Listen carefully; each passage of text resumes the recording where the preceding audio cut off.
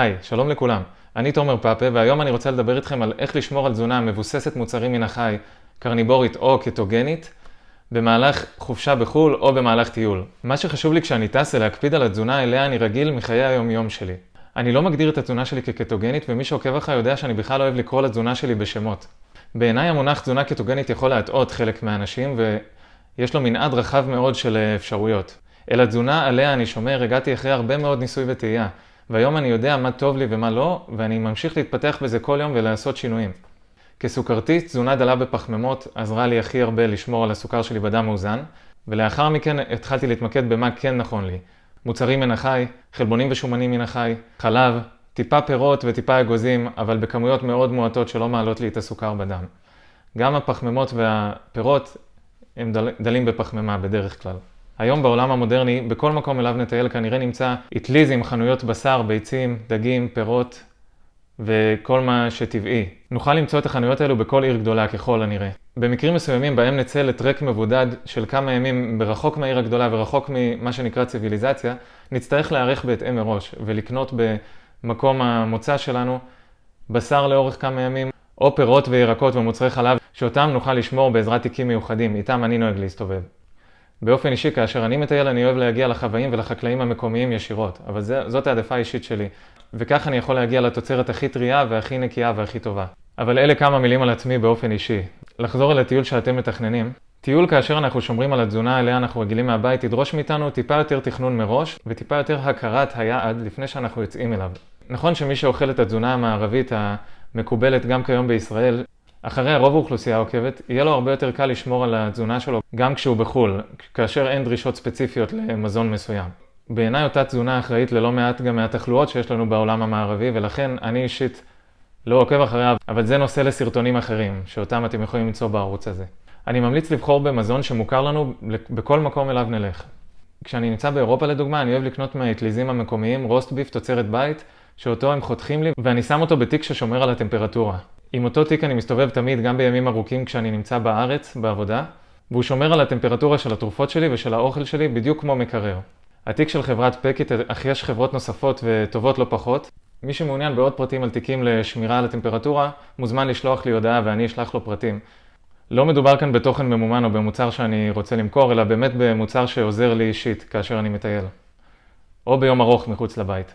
אופציה נוספת היא לבקש מהקצב הבשר שמתאים לטרטר, ככה שהוא חותך לנו אותו מוכן כבר לאכילה, ולהוסיף מעט מלח מעל. מטיבי הלכת יוכלו גם להוסיף שמן זית ופרמזן. זהו מאכל שכאשר הוא נשמר בקירור ובקופסה, ניתן לאכול אותו בכל רגע במהלך הטיול. במסעדות ובבתי קפה אני גם נוהג להיצמד למאכלים שאני מכיר מהבית, ואני משתדל ככל הניתן לא להזמין מנות ששוחות ברטבים, כדי למזער את הסיכויים לאכול רכיב שאותו אני לא מכיר או לא יודע שהוא נמצא במנה. מנות כמו בשר, עוף, ביצים או דגים שלהם הוסיפו רק מלח ופלפל הם האופציה הטובה ביותר. לפני היציאה לטיול אני נוהג להכין מראש את כל הכלים שידרשו לי במהלך הטיול ובמהלך הטיסה והנסיעות עצמן. ליום הטיסה לדוגמה אני אורז בקופסאות את האוכל אותו אני אוכל באותו יום, ואלו אותם קופסאות שישמשו אותי אחר כך לכל הטיול. העובדה שאני מגיע מוכן לטיול חוסכת ממני זמן רב שיכל ללכת על חיפוש של קופסאות או כל מיני מוצרים בחנויות מקומיות.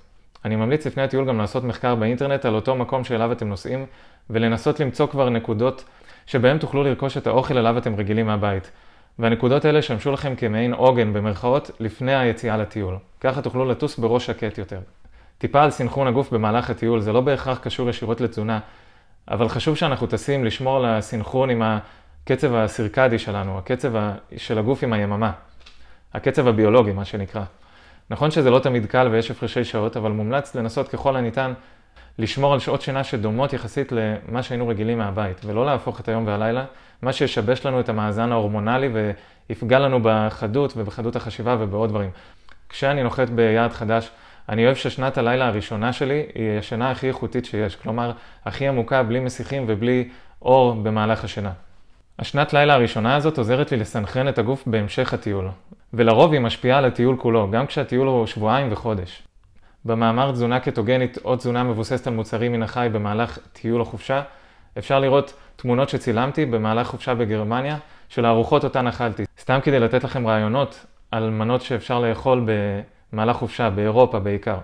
קצת על כושר ותזונה במהלך הטיול. אם יש לנו את הזמן והטיול שלנו הוא לא פעיל מדי, כלומר טיול שבו אנחנו רוב הזמן נמצאים באותה נקודה ולא הולכים כל היום, אז אני ממליץ, ואני גם אוהב לעשות זאת בעצמי, הליכה של כשעה בערב, וככה אני גורם לגוף ולשרירים להמשיך להיות פעילים גם במהלך החופשה. הטיפ הזה לא תקף עבור אלו שיוצאים לחופשה שבה הולכים כל היום, בין אם בעיר גדולה או בין אם בטרק מבודד בטבע או במקום מרוחק מהעיר, שבחופשה כזו נהיה ככל הנראה אפילו יותר פעילים ממה שאנחנו רגילים בחיי היום שלנו. לסיכום, כמו שלא היינו שוכחים לארוז מברשת שיניים לטיול, כך אני חושב שאנחנו גם לא צריכים לשכוח את התזונה אליה אנחנו רגילים מהבית, בטח שלא בזמן טיול, שבו יש לנו יותר פנאי להתעסק במה אנחנו אוכלים. מילת המפתח היא מעט תכנון מראש, שעם הזמן גם התכנון הזה הולך ונהיה יותר קל ונעשה באופן אוטומטי. אז עד כאן על חופשות, טיסות ושמירה על תזונה מבוססת על מוצרים מן החי במהלך החופשות והטיסות. אני הייתי תומר פאפה, ולעוד מידע על איך הצלחתי לאזן את עצמי באמצעות תזונה ושינוי אורח החיים, תיכנסו לאתר שלי, לאזור הבלוג ולפודקאסט, ותעקבו אחריי בשאר הרשתות החברתיות. נתראה בסרטון הבא, ועד אז תשמרו על איזון ובריאות, ושתהיה חופשה מהנה.